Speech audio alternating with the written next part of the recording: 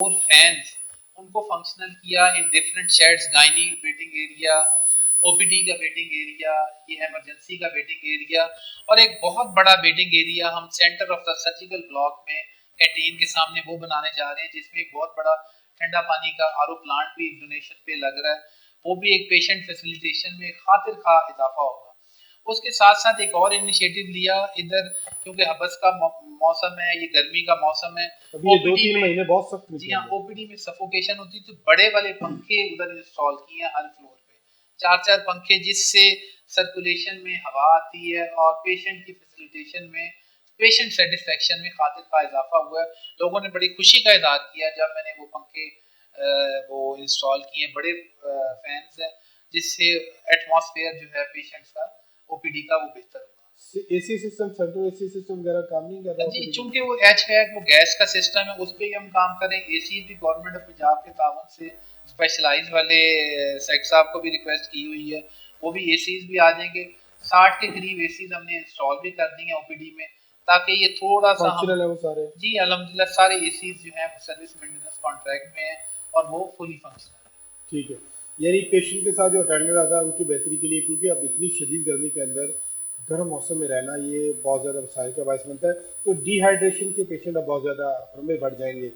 आप तो डॉक्टर भी हैं, जनरल फिजिशियन भी हैं, ये बताइएगा ज़रा इसके साथ साथ कि डिहाइड्रेशन क्या है? डिहाइड्रेशन पानी की कमी, जैसे मौसम अब सख्त गर्म आ गया है, हम्म, तो डिहाइड्रेशन पानी की कमी, उसके लिए खास तौर पे मैंने इमरजेंसी में डायरेक्टर इमरजेंसी को इंस्ट्रक्शंस दी कि फिल फॉर एक इमरजेंसी में डिहाइड्रेशन एक काउंटर बना दिया, जहाँ पे रिसेप्शन काउंटर पे फौरन वो मरीज रिपोर्ट होता है, और 3 बेड्स मुख्तस कर दिए हैं मेडिकल इमरजेंसी में डिहाइड्रेशन के हवाले से। और उसके साथ साथ आईवी फ्लूइड्स की खातिर खा जो मकदार है वो खास तौर पे डिहाइड्रेशन काउंटर के लिए मुख्तस कर दिए, ताकि पेशेंट मैनेजमेंट में कोई कमी ना आए।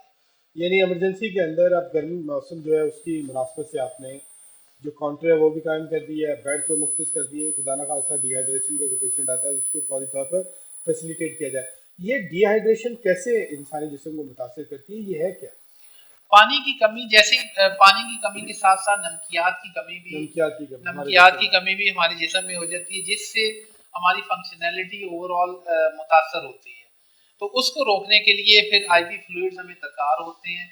अगर वो थोड़े सा मिसमैनेज हो जाए, डिहाइड्रेशन मैनेज हो, तो खुदा न खास्ता मरीज की वो जो पेशेंट होगा उसकी जान भी जा सकती है। अच्छा। बर वक्त उसका पानी की मिकदार, नमकियात की मिकदार किसी भी इंसानी जिस्म में बरकरार रहना वो बहुत ज़रूरी होता है। अगर वो खुदा न खास्ता नीचे चली जाए तो उससे मसाइल बढ़ सकते जी, मसाइल बढ़ सकते हैं और खुदा न खास्ता गॉड फॉरबिड जान भी जा सकती हैं। अच्छा। तो ये बच्चों के अंदर इसके क्या, क्योंकि बच्चे तो जारी बात है गर्मी तो है, बाहर बंदा एसी अफोर्ड नहीं कर सकता। अब कुछ लोग घर ऐसे हैं जहाँ पर पंखा भी अब अफोर्ड नहीं होता, तो उनको क्या करना चाहिए अपने बच्चों के है। जिस्म उनको को ठंडी टेम्परेचर को हवादार ठीक जगह रखने? में दें। एसी तो एक बहुत बड़ी शायद नेमत है, हाँ, लेकिन लग्जरी है। क्योंकि लग्जरी है, बिजली के बिल्स और वो सारी चीज़ें मद्देनज़र रखते हुए ठंडी हवादार जगह में दें। पानी अपना पूरा रखें, और निमकोल जो है वो हर घर, ज़रूरी नहीं है कि आप बाज़ार में ख़रीदने जाएँ।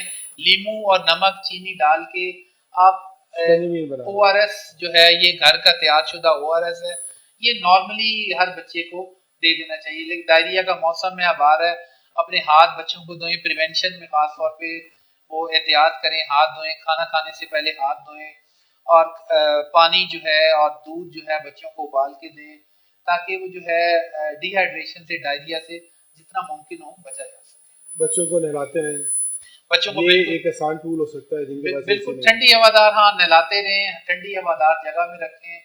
तो पंखा है, अब वो चलता रहे तो बहुत अच्छी बात बहुत नसीब बात है। है। और इसमें जो बीपी के पेशेंट हैं, जो शुगर के पेशेंट हैं, उनके लिए भी ज़्यादा मसाइल होते हैं, नॉर्मल जो सबके लिए वही?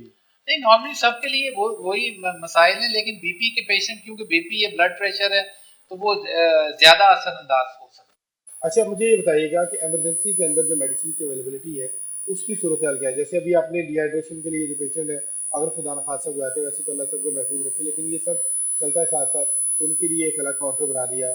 तो जो अवेलेबिलिटी ऑफ मेडिसिन है, सबसे बड़ा जो टॉपिक है वो ये है कि जो पेशेंट अस्पताल के अंदर मेडिसिन सॉरी इमरजेंसी के अंदर आता है, तो उसको क्या मेडिसिन अस्पताल की इमरजेंसी में सारी की सारी फ्री मिलती है? है। जी हाँ, 100% उसको इंश्योर किया जाता है कि मेडिसिन और सर्जिकल डिस्पोजेबल्स जो इमरजेंसी में दवाई चाहिए वो उसको अवेलेबल हो। वो 100% इंश्योर किया गया है। मैं और प्रिंसिपल प्रोफेसर जोरा खाना हफ्ते में डेली बेसिस पे हफ्ते बाद राउंड भी करते रहते हैं और इसको इंश्योर करते हैं खासतौर पे फार्मेसीज में कि हमारे जो सर्जिकल डिस्पोजेबल्स हैं या एसेंशियल मेडिसिन है वो 100% अवेलेबल हो। अवेलेबल किसी भी मरीज को सख्ती से मना है कि किसी भी मरीज को दवाई बाहर से ना लानी पड़े। और जिन पेशेंट्स के ऑपरेशन किए जाते हैं इमरजेंसी के अंदर उनको ऑपरेशन के लिए तमाम सामान जो है जी ऑपरेशन के लिए तमाम सामान हर किस्म का सामान हॉस्पिटल प्रोवाइड करता है। वो बाहर से नहीं लाना पड़ता। जी बिल्कुल बिल्कुल। ज़बरदस्त। बहुत शुक्रिया फरम भाई आपके कीमती वक्त के लिए। सर्विसेज अस्पताल बड़ा अस्पताल है। जब जितना बड़ा अस्पताल होगा जितनी बड़ी जिम्मेदारी होगी तो उतनी मैनेजमेंट और भी ज़्यादा मुश्किल हो जाती है। एक जाते जाते एक सवाल रह गया, ये बताइएगा जो आपके अमला है उसके बिहेवियर को टूवर्ड्स पेशेंट और उनके अटेंडेंट बेहतर बनाने के लिए कोई इक़दाम आपने उठाए? जब उनको पता हो कि मैं अगर खुदा न खास्ता ऐसा करूँगा तो मुझे इसकी सज़ा मिल जाएगी तो फिर उनका रवैया और ज़्यादा बेहतर हो जाता है। जी पेशेंट फैसिलिटेशन पे जीरो टॉलरेंस है, बिल्कुल सीएम पंजाब के विजन के मुताबिक बल्कि क्लियर है। मैं अपने इस विजन में और प्रिंसिपल प्रोफेसर जोरा खाना भी कि पेशेंट जो है हमारी लाइफ लाइन है। पेशेंट की शायद हम पेशेंट की तरफ खड़े हों अपने अमले की तरफ ना खड़े हों, तो पेशेंट की फैसिलिटेशन में जो मुमकिन हद तक हम कर सकते हैं हम वो कर रहे हैं। और अगर मेरी क्लियर डायरेक्शन है, काउंसलिंग सेशंस भी मैंने कंडक्ट किए हैं अपनी ज्वाइनिंग के बाद कि पेशेंट की तरफ रवैया जो है एथिक्स है, मॉरल एथिक्स हैं वो बेहतर हो सके। जो स्टाफ है उसकी वीडियोस का मौसम आजकल चल रहा है कि फलाने ने फलाने के साथ ये बिहेवियर किया। आपको पता है पिछले दिनों काफ़ी ज़्यादा वीडियो चली है। एमईडी का थोड़ा बता दीजिए। जी एमईडी को ये इंशाल्लाह एक बर्निंग पॉइंट है जहाँ पर क्योंकि सर्विसेज के अंदर ये मेडिकल एग्जामिनेशन है सारा। जी हाँ, क्योंकि ये सर्विसेज हॉस्पिटल जहाँ से आप आए हैं मियां मुंशी वहाँ से बदलता था यहाँ पर डेजिग्नेटेड हॉस्पिटल है for medical examination for all government employ, specially first entry और सालाना उनका जो भी गवर्नमेंट एम्प्लॉयज का मेडिकल होता है तो उसको इंशाल्लाह ट्रांसपेरेंट करने के लिए इमीडिएटली मैंने जो इकदाम उठाया है वो इसको ऑनलाइन की तरफ मुकम्मल शिफ्ट किया है और कैमरास की इंस्टॉलेशन अंदर कर दी है। स्टाफ की मॉनिटरिंग खुद मैं कर रहा हूँ। उसके साथ साथ जो सर्टिफिकेट्स इशूएंस है वो ऑन एंड ऑफ में कैंडिडेट्स का इंटरव्यू भी कर रहा हूँ। कोशिश कर रहा हूँ कि इसमें जितनी ट्रांसपेरेंसी और फेयरनेस आ सके वो इंशाल्लाह लाई जाए। मैं आपको एक लाइटर मोड पे एक बताऊँ, मुझे को 3-4 साल पहले किसी अजीज ने रब्ता किया। उन्होंने कहा जी मुझे सर्विसेज से मेडिकल बनवा दें। तो मैंने कहा तुम्हें कोई मसला है? कहता हाँ है। तो मैं यार मैं तो नहीं बनवा सकता, ये तो गलत हो जाएगा। कहता कुछ ले दे के। मैं कहा ये लेने देने वाला मामला मैं नहीं करता। उसने 2 दिन बाद मुझे मेडिकल दे दिया, कहती है मैंने वहीं से बनवाया। ये इस तरह के जो मामला चलते थे। लेकिन ये है कि ये बहुत अच्छा है कि अब आप बहुत सारी इस्लाहत लेके आए तो हमारा पूरा ताउन आपके साथ है। जो अच्छी चीज़ें हैं ज़ाहिर बात है उनको न सिर्फ प्रमोट करना चाहिए, उनको सपोर्ट करना चाहिए, उनकी हौसला अफजाई की जानी चाहिए।